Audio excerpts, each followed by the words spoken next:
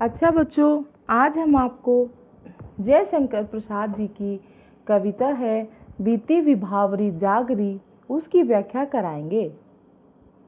जयशंकर प्रसाद जी की ये जो कविता है, ये उनकी रचना लहर नामक रचना से ली गई है। इन काव्य पंक्तियों में जयशंकर प्रसाद जी जो प्रातःकालीन जो शोभा का वर्णन इसमें उनके द्वारा किया गया है। अब जैसे कि इसका शीर्षक है इस कविता का जो उन्होंने नाम दिया है बीती विभावरी जागरी, यानी अंधेरी रात बीत गई है, अब तो तू जागरी, अब तो तू है प्रातःकालीन नायिका तू जाग जा। उन्होंने मानवीकरण अलंकार का प्रयोग करते हुए प्रकृति को नायिका के रूप में प्रस्तुत किया है। इसलिए कवि कह रहे हैं कि बीती विभावरी जागरी, अंबर पनघट में डुबो रही तारा घट उषा नागरी। कि अंधकारपूर्ण रात तो बीत गई है बीती विभावरी, इसलिए अब तू जाग जा। कौन है? प्रकृति रूपी नायिका। अब वो कह रहे हैं कि रात के बीत जाने पर, यानी जब प्रातःकाल का समय होता है, जब सुबह होती है अगले दिन की, तब क्या हो रहा है, तब ऐसा क्या तो उन्हें कैसा महसूस हो रहा है, इस बात को वो, इन बातों को वो पंक्तियों के माध्यम से, अपनी काव्य पंक्तियों के माध्यम से कह रहे हैं। अंबर पनघट में डुबो रही ताराघट उषा नागरी। क्या कि अंबर रूपी पनघट में, आकाश को उन्होंने एक पनघट के समान बताया गया है, उसमें तारा रूपी घट को, यानी एक मटके को डुबो रही है। कौन? उषा नागरी, प्रातःकालीन रूपी नायिका। नागरी का अर्थ यहाँ चतुर से है, यानी वो नायिका इतनी चतुर है कि वो अंबर रूपी पनघट में तारों रूपी घट को डुबो रही है। कहने का अर्थ है, आप कल्पना कीजिए कि जैसे रात्रि से जब प्रातःकाल का समय आता है तो उसके जो बीच का समय है, उस समय जब तारे छिपने को होते हैं और हल्का सा सूर्य निकलने को होता है, तो उस समय क्या होता है कि तारे आसमान में ऐसा लग रहा है मान लो डूब रहे हैं, और आकाश क्या है? एक पनघट है। और उषा क्या है? यानी जो प्रातःकाल का जो समय है वो क्या है? एक चतुर नायिका है, नागरी है, एक चतुर नायिका। तो प्रातःकालीन उषा यानी प्रातःकालीन जो चतुर नायिका है वो क्या कर रही है? अंबर रूपी पनघट में तारों रूपी घट को, यानी घड़े को डुबो रही है। उन्हें ऐसा प्रतीत होता है। और क्या हो रहा है? खग कुल कुल सा बोल रहा, किसले का अंचल डोल रहा। प्रातःकाल का समय होने पर जो पक्षी हैं वो कुल कुल की आवाज कर रहे हैं, हर जगह उनकी चहचहाट की आवाजें आ रही हैं।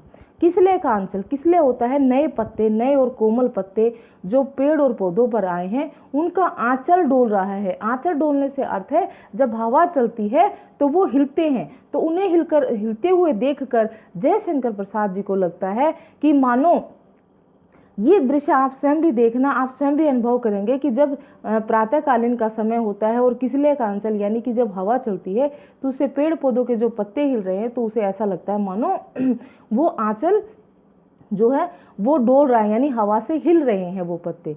लो यह लतिका भी बरलाई यह लतिका भी भरलाई। क्या? अब देखो आगे की पंक्तियां इससे जुड़ी हुई है।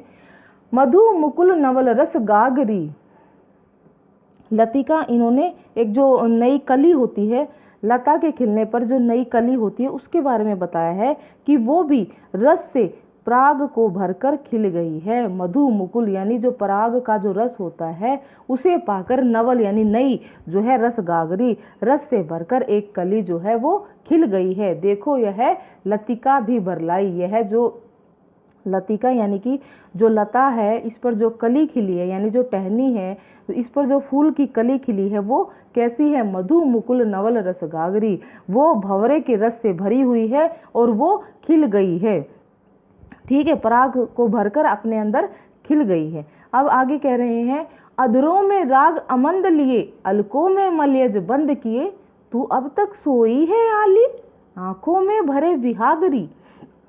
अब वो कह रहे हैं प्रातःकालीन नायिका को सखी बताते हुए कि हे सखी, हे आली, तू अभी तक सोई हुई है, कि तू अभी तक जगी नहीं है, क्यों? क्योंकि तूने क्या किया हुआ है, अधरों में राग अमंद लिए, तूने अपने होठों में तो लाल रंग को, अमंद यानी बहुत अधिक लाल रंग को भर रखा है, और अलकों में यानी अपने बालों में, अपने केश में क्या ले रखा है, मलयज को बंद कर रखा है। यानी कमल के फूल से उत्पन्न होने वाली जो खुशबू है, कमल के स्पर्श से जो खुशबू, हवा को स्पर्श करते हुए जो खुशबू उत्पन्न होती है, जो खुशबू आती है, वो जो है अपने अलकों में, अपने बालों में तूने भर रखा है।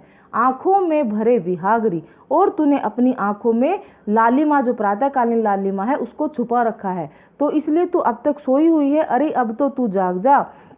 यानी प्रातःकाल होते ही सारे जो है प्राकृतिक जो वातावरण है एकदम आनंदमय और मनोरम लगता है। इसलिए वो कहते हैं कि हे प्रकृति नायिका, तूने अपने होठों में अत्यधिक लालिमा को अपनाया है, छुपाया हुआ है, और केशों में मलयज यानी कि चंदन की खुशबू को तूने अपने बालों में छुपा रखा है।